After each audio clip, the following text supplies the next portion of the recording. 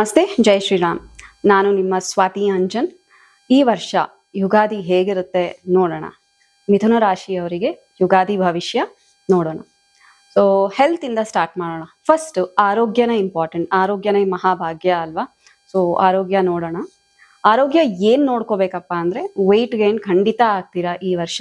ಆದ್ರಿಂದ ಸ್ವಲ್ಪ ಹುಷಾರಾಗಿ ತಿನ್ನಿ, ಕಮ್ಮಿ ಆ್ಯಂಡ್ ಬ್ಯಾಲೆನ್ಸ್ಡ್ ಆಗಿ ತಿನ್ಬೇಕಾಗತ್ತೆ. ಆ್ಯಂಡ್ ಫಿಲಾಸಫಿ, ಸ್ಪಿರಿಚುಯಾಲಿಟಿ ಇವೆಲ್ಲ ಜಾಸ್ತಿ ಆಗುತ್ತೆ.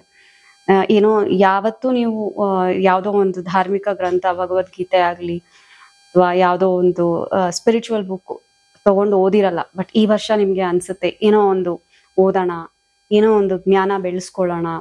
ಆ್ಯಂಡ್ ಈ ಹಿಂದೆ ಮಾಡಿರೋ ತಪ್ಪುಗಳೆಲ್ಲ ಕುತ್ಕೊಂಡು ಆಲೋಚಿಸೋ ಅಂತ ಸಮಯ ಇದು. ಏನೇನೋ ಇವರಿಗೆ ನೋವು ಕೊಟ್ಟೆ, ಅವರಿಗೆ ನೋವು ಕೊಟ್ಟೆ.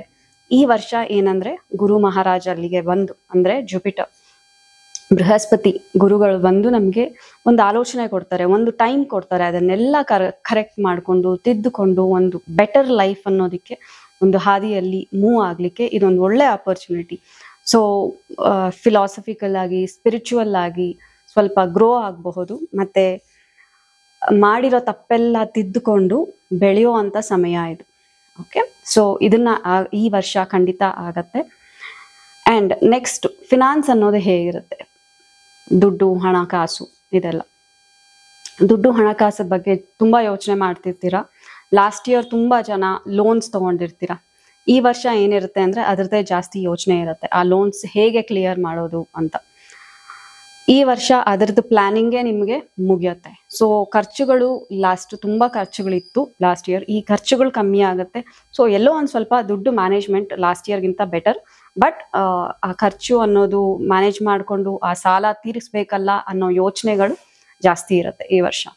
ಓಕೆ, ಆ ಭಯ ಅನ್ನೋದು ಸ್ವಲ್ಪ ಇರುತ್ತೆ.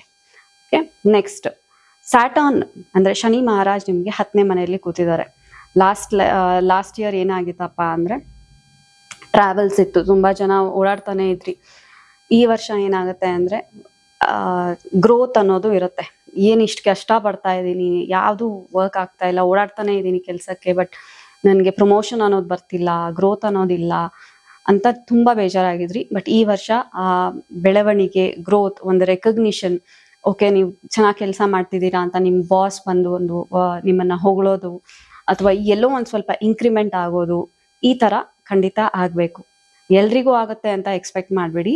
ಅವ್ರವ್ರ ಜಾತಕದ ಅನುಸಾರ, ಅವ್ರವ್ರ ಯೋಗದ ಅನುಸಾರ, ಓಕೆ, ನಾವು ಮಾಡಿರೋ ಪೂರ್ವ ಪುಣ್ಯ ಪ್ರಕಾರ ಅವರ ಜಾತಕದ ಅನುಸಾರ ಏನೋ ಒಬ್ಬರಿಗೆ 10% ಜಾಸ್ತಿ ಆಗ್ಬೋದು, ಇನ್ನೊಬ್ಬರಿಗೆ 100% ಜಾಸ್ತಿ ಆಗ್ಬೋದು. ಸೊ ಇಟ್ ವೇರೀಸ್, ನಮ್ಮ ಪುಣ್ಯದ ಅನುಸಾರ ವೇರಿ ಆಗತ್ತೆ. ಓಕೆ, ಆ್ಯಂಡ್ ರೆಕಗ್ನಿಷನ್ ಅನ್ನೋದು ಖಂಡಿತ ಸಿಗಲೇಬೇಕಾಗತ್ತೆ ಈ ವರ್ಷ. ಓಕೆ, ಆ್ಯಂಡ್ ತುಂಬ ಜನ ಫ್ಯಾಮಿಲಿ ಪ್ಲಾನಿಂಗ್ ಮಾಡ್ತಿರ್ತೀರ, ಮಗುಗೆ ಟ್ರೈ ಮಾಡ್ತಿರ್ತೀರ. ಈ ವರ್ಷ ಖಂಡಿತ ಅದು ಫಲಿಸ್ಬೇಕು. So God bless you all. And ಮದುವೆಗೆ ಯಾರ್ಯಾರು ಟ್ರೈ ಮಾಡ್ತಿರ್ತೀರೋ ಈ ವರ್ಷ ಒಳ್ಳೆ ಸಂಬಂಧ ಸಿಗೋ ಚಾನ್ಸಸ್ ಜಾಸ್ತಿ ಇರುತ್ತೆ. ಆ್ಯಂಡ್ ಸಿಂಗಲ್ ಆಗಿರೋರಿಗೆ ಯಾರು ಲವ್ ಮಾಡೇ ಮದುವೆ ಆಗಬೇಕು ಅಂತ ಕೆಲವ್ರಿಗೆ ಆಸೆ ಇರುತ್ತೆ, ಅದು ಕೂಡ ಈ ವರ್ಷ ಆಗೋ ಚಾನ್ಸಸ್ ಜಾಸ್ತಿ ಇರುತ್ತೆ. ಇಷ್ಟಪಟ್ಟವ್ರಿಗೆ ಹೋಗಿ ಅದನ್ನ ಹೇಳಲಿಕ್ಕೆ ಕೆಲವ್ರು ಭಯ ಪಡ್ತಾ ಇರ್ತೀರಾ. ಈ ವರ್ಷ ನಿಮಗೆ ಹೇಳಲಿಕ್ಕೆ ಹೋಗಿ ಅವ್ರಿಗೆ ಪ್ರಪೋಸ್ ಮಾಡಿ ಕೂಡ ಧೈರ್ಯ ಬರುತ್ತೆ. ಆ್ಯಂಡ್ ಅದನ್ನ ಲವ್ ಆಲ್ರೆಡಿ ಮಾಡ್ತಿರೋರು ಅದನ್ನ ಮ್ಯಾರೇಜ್ ಆಗಿ ಕನ್ವರ್ಟ್ ಮಾಡ್ಕೋಬೋದು. ಲವ್ನ ಮದುವೆಯಾಗಿ ಮನೆಯಲ್ಲಿ ಕನ್ವಿನ್ಸ್ ಮಾಡಿ ಮಾಡ್ಕೊಳ್ಳೋ ಕೂಡ ಇದು ಒಳ್ಳೆ time. So make the best use of it. ಈ ಒಳ್ಳೆ ಸಮಯನ ಬಿಡಬೇಡಿ, ಬೆಸ್ಟ್ ಯೂಸ್ ಮಾಡ್ಕೊಳ್ಳಿ. ಓಕೆ, ಆ್ಯಂಡ್ ಫೋಕಸ್ ಪಾಯಿಂಟ್ ಏನಿರುತ್ತೆ ಈ ವರ್ಷ ಅಂತ ಅಂದರೆ, ಫೋಕಸ್ ಪಾಯಿಂಟ್ ಬಂದು ಮದುವೆ. ಆಲ್ರೆಡಿ ಮದುವೆ ಆಗಿರೋರಿಗೆ ಹೇಗಿರುತ್ತೆ ಅಂದರೆ, ಸ್ವಲ್ಪ ಬ್ಯಾಲೆನ್ಸ್ಡ್ ಆಗಿರಬೇಕು. ಆ್ಯಂಡ್ ಕೆಲವು ಮಂದಿ ಲಾಸ್ಟ್ ಇಯರ್ ಸ್ವಲ್ಪ ಕಷ್ಟಪಡ್ತಾ ಇದ್ರು ಮ್ಯಾರಿಟಲ್ ಲೈಫಲ್ಲಿ, ಅವರಿಗೆ ಡಿವೋರ್ಸ್ಗೆ ಅಪ್ಲೈ ಮಾಡಿದರೆ ಆ ಡಿವೋರ್ಸ್ ಆಗೋ ಚಾನ್ಸಸ್ ಜಾಸ್ತಿ ಇರುತ್ತೆ. ಸೊ ಆಗಬೇಕು ಅನ್ನೋರು go ahead and do it. ಬೇಡ ನಂಗೆ ಆಗಬಾರ್ದು ಅನ್ನೋರು ಸ್ವಲ್ಪ ಟ್ರೈ ಮಾಡಿ, ಕಾಂಪ್ರಮೈಸ್ ಆಗಿರಿ, ಸ್ವಲ್ಪ ಮಾತು ಕಮ್ಮಿ ಮಾಡಿ, ಸ್ವಲ್ಪ ಸಮಾಧಾನ, ಪೇಷನ್ಸ್ ಇಟ್ಕೊಳ್ಳಿ ಈ 1 ವರ್ಷ. ಅದಾದ ನಂತರ ಸ್ವಲ್ಪ ಇಂಪ್ರೂವ್ಮೆಂಟ್ಸ್ ಆಗುತ್ತೆ. ಓಕೆ, ಸೊ ಬ್ಯಾಲೆನ್ಸ್ ಅನ್ನೋದು ವೆರಿ ಇಂಪಾರ್ಟೆಂಟ್. ಆ್ಯಂಡ್ ಬಿಸ್ನೆಸ್ ಮಾಡ್ತಾ ಇರೋರಿಗೆ it's a great opportunity. Business ಅನ್ನೋದು ಇಂಪ್ರೂವ್ ಮಾಡ್ಕೊಳ್ಳೋಕೆ it is a wonderful time ಅಂತಾನೆ ಹೇಳ್ಬಹುದು. Okay, so overall it is a good to average year. Last year ತುಂಬ ಕಷ್ಟಪಟ್ಟಿದ್ದೀರಾ. ಈ ಇಯರ್ ಸ್ವಲ್ಪ ಎಲ್ಲೋ ಒಂದು ನಿಮಗೆ ಬೆಟರ್ ಅಂತ ಅನಿಸೋ ಎಲ್ಲ ಚಾನ್ಸಸ್ಸು ಇದೆ. So take care of yourself. ಈ ಯುಗಾದಿ ನಿಮಗೆ ಎಲ್ಲ ಒಳ್ಳೇದಾಗಲಿ ಅಂತ ಬಯಸ್ತಾ ಇದ್ದಾನೆ. Thank you. Take care. Jai Shriram.